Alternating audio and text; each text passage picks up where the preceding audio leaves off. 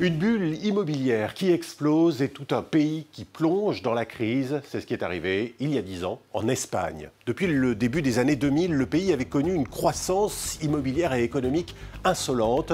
Les prix des logements augmentaient à un rythme effréné, parfois de 10% par an, et avec eux, l'endettement des ménages. Mais en 2008, alors que la crise débutée aux États-Unis commence à toucher l'Europe, la bulle éclate, les constructions et les ventes s'effondrent, 80% des entreprises du secteur mettent la clé sous la porte, 500 000 familles perdent leur maison et le chômage frappe, surtout les plus jeunes. Presque la moitié des moins de 25 ans sont sans emploi. Le Premier ministre, José Luis Zapatero, annonce un vaste plan d'austérité. La situation est difficile et il serait stupide de le nier. Mais nous sommes convaincus qu'avec le temps, nous allons revenir à la stabilité, aux créations d'emplois et au succès. Et la cure d'austérité est sévère. Baisse des salaires des fonctionnaires, recul de l'âge de la retraite, hausse des impôts. Mais l'Espagne s'enfonce inexorablement dans la crise. En 2012, elle doit se tourner vers ses partenaires de la zone euro pour obtenir un plan de renflouement des banques pour 100 milliards d'euros. Depuis, l'Espagne a remonté la pente. Elle fait à nouveau partie des économies les plus dynamiques en Europe. Le chômage, qui avait atteint les 30% au pire moment de la crise, est retombé autour de 15%.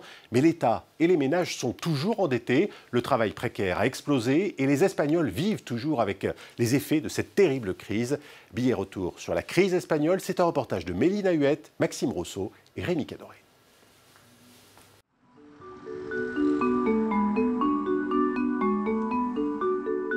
Nous sommes à Cesena Nuevo. Cette cité de 10 000 âmes, à 40 km de Madrid, ressemble à une petite ville modèle. Ses écoles, ses transports en commun, ses commerces et ses agences immobilières.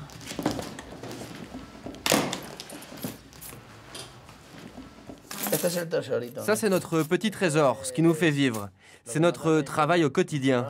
Avant, au mieux, on avait 20% de vente. Tout le reste, c'était de la location. De la location et que de la location. Aujourd'hui, on est à 50-50. Javier a connu les pires heures de la crise, au moment où un appartement à Cesena avait perdu 50% de sa valeur. Aujourd'hui, il a retrouvé le sourire. Et il fait combien de mètres carrés? 100 mètres carrés. Il y a désormais plus d'acheteurs que de biens à vendre. Ricardo a 33 ans et souhaite quitter Madrid pour Cesena. Regardez, là, vous pouvez élever des cloisons. Pour faire des chambres? Oui, c'est ça. C'est compliqué de trouver un appartement à Cesena aujourd'hui? Ah oui, ça commence à être difficile. Et pourquoi? Je sais pas, les gens ont perdu à nouveau la tête avec les prix. Ça achète, ça vend sans cesse. Et même dans le quartier voisin qui était presque désert, maintenant, on manque de logements. La raison de cette demande? Une proximité avec la capitale. 30 minutes en bus. Mais surtout des petits prix. En moyenne, ici, un appartement se vend et se loue 30% moins cher qu'à Madrid. Nuria et Raoul ont à peine 25 ans et ils ont été séduits par la promesse d'une meilleure qualité de vie. Regardez, il y a un terrain de football. Et là-bas, au fond, on a un terrain de basket. Est-ce qu'il y a beaucoup de gens qui vivent ici? Oui, tout ce que vous voyez ici, c'est habité. Il y a 10 ans pourtant, Cesena était une ville fantôme. Tout était fermé, les immeubles étaient inoccupés. Il n'y avait pas un seul bar, aucun commerce, rien pour faire ses achats. Il n'y avait pas de vie en fait. Le quartier était même devenu le symbole de la crise économique en Espagne. Sorti de terre en 2008, il devait accueillir 10 000 habitants. Mais le rêve a viré au cauchemar. En éclatant, la bulle immobilière a stoppé net les travaux. Le promoteur a fait faillite, laissant derrière lui une ville à l'abandon. Loin d'être un cas isolé, Cesena est le symbole même d'un pays qui, pendant des décennies, a laissé son économie entière reposer sur une seule branche. Toutes les cartes du jeu ont été placées sur une seule et même case, celle du secteur de la construction. Or, tout le monde a voulu investir, peu importe ses moyens. Et les banques ont commencé à donner des prêts de manière irrationnelle, ce qui a généré une énorme bulle immobilière. Une bulle qui a fini par exploser en 2009, emportant tout sur son passage.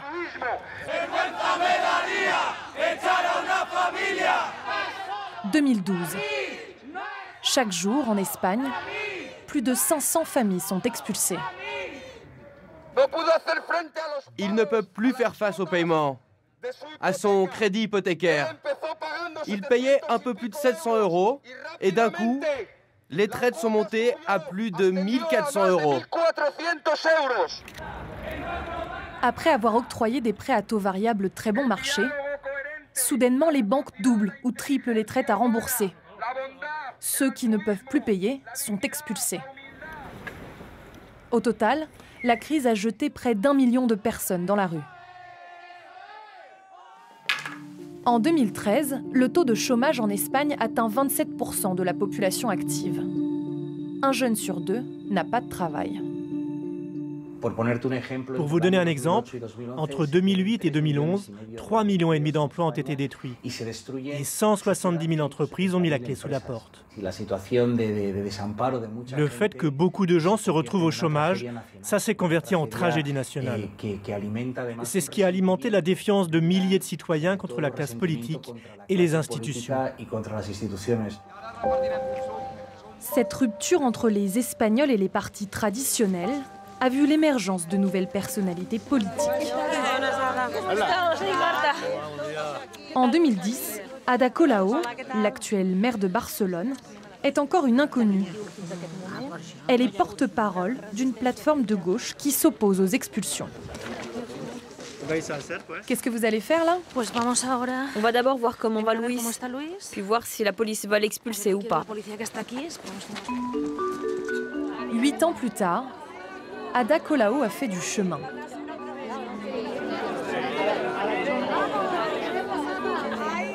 À 40 ans, elle a pris la tête de la capitale économique du pays. Elle est le symbole d'une nouvelle génération de politiques qui a transformé la société espagnole. On a fait beaucoup de choses qui étaient inimaginables avant, qui étaient même considérées tabous. Nous avons encouragé les banques et les entreprises immobilières à céder des appartements pour loger des familles défavorisées. Et quand ils refusaient, on leur mettait des amendes de 300 000 €. Et ça, aucun des partis traditionnels ne l'aurait fait. On s'est également attaqué à la fraude fiscale. On a déjà récupéré plus de 50 millions d'euros de grandes entreprises qu'on avait l'habitude d'épargner. Maintenant, nous avons une administration indépendante du pouvoir financier et économique et qui aujourd'hui fait attention à gouverner pour la majorité et dans l'intérêt général. Ce renouveau du politique ne se limite pas à la Catalogne. En 2016, un jeune parti de centre droit a fait son entrée au Parlement. Il s'appelle Ciudadanos et il a contribué à faire sauter le bipartisme. Tony Roldán fait partie de la jeune génération de députés espagnols. Je me souviens de ce que j'ai ressenti lors de mon premier jour de travail au Parlement. J'ai été ému parce que ça signifiait que depuis cette assemblée, j'allais enfin pouvoir changer les choses.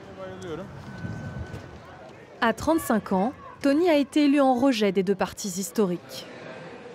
Le PSOE, parti socialiste, à gauche, et le PP, parti conservateur, à droite. S'il y a une chose sur laquelle tout le monde s'accorde dans ce pays, c'est que l'Espagne avait besoin de se régénérer.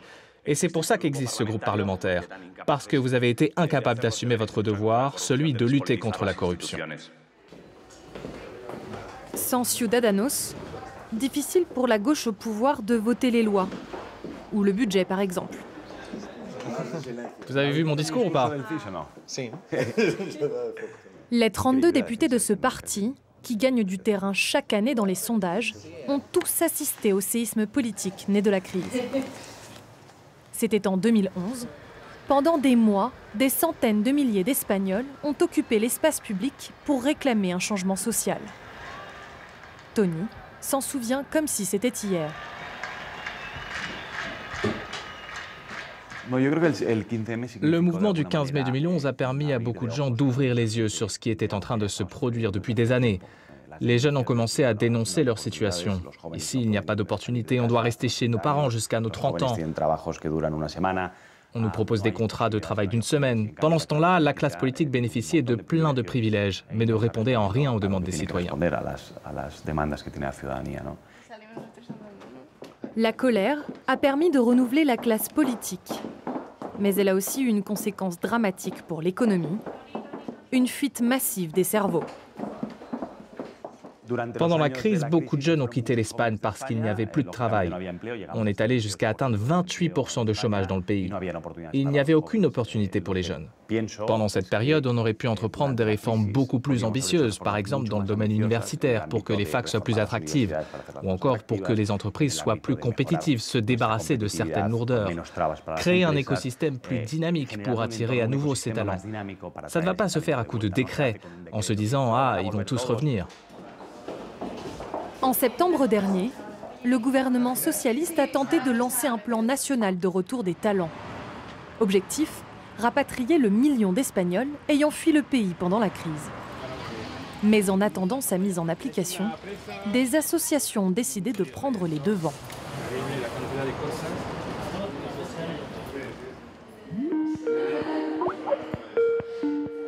Hola Soraya, ¿qué tal?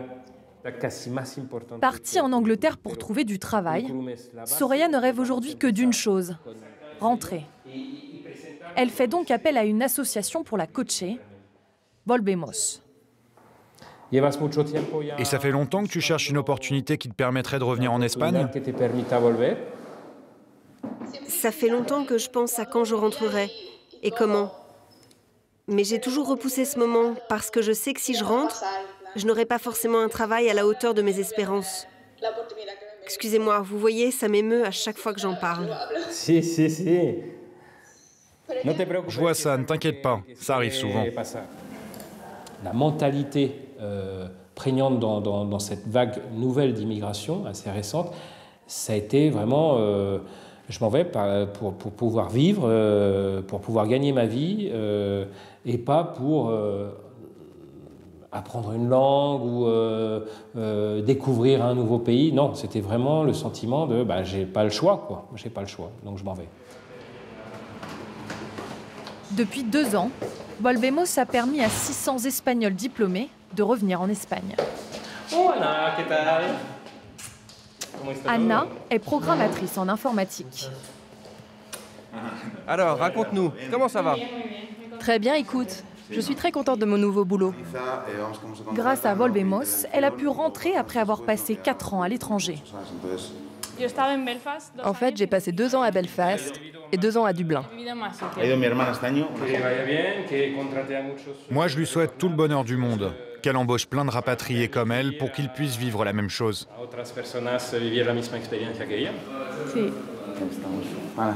Depuis quelques mois, Anna a un contrat dans une start-up de développement informatique. Je me souviens de mon premier jour de travail de retour au pays, d'arriver au bureau un peu nerveuse, mais en même temps très excitée de voir comment était le lieu, mes collègues, et voir ce que ça me ferait de travailler de nouveau en Espagne. À 28 ans, c'est le CV international d'Anna qui a séduit ses employeurs. Le gros avantage de mon expérience à l'étranger, c'est que maintenant je me sens plus à l'aise en anglais, que j'ai une expérience internationale, que j'ai l'habitude de travailler en équipe avec des étrangers. J'ai une vision plus globale que si j'étais restée ici. Mais si le chômage a opéré une chute spectaculaire en Espagne, cela s'est fait au détriment de la sécurité de l'emploi. Le code du travail a subi un changement à 180 degrés.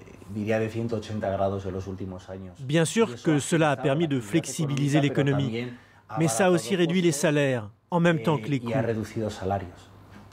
Évidemment, les premiers lésés ont été les jeunes. Et pourtant, l'Espagne n'a jamais eu une jeunesse aussi bien qualifiée et formée qu'aujourd'hui. Le défi pour ce gouvernement et les gouvernements futurs, c'est de mettre en adéquation les salaires avec les compétences et les talents que nous avons aujourd'hui.